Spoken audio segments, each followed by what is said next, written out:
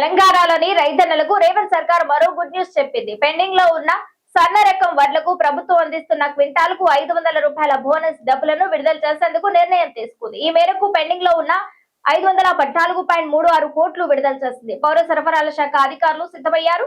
ప్రభుత్వం తాజా నిర్ణయంతో ఖరీఫ్ సీజన్ రాష్ట్ర వ్యాప్తంగా సన్న రకం వడ్లు పండించిన సుమారు 2.17 లక్షల రైతులకు లబ్ధి చేకూరనుంది. ప్రభుత్వం తాజా నిర్ణయంతో ఖరీఫ్ సీజన్ లో రాష్ట్ర వ్యాప్తంగా సన్న రకం వడ్లు పండించిన సుమారు 2.17 లక్షల రైతులకు లబ్ధి చేకూరనుంది.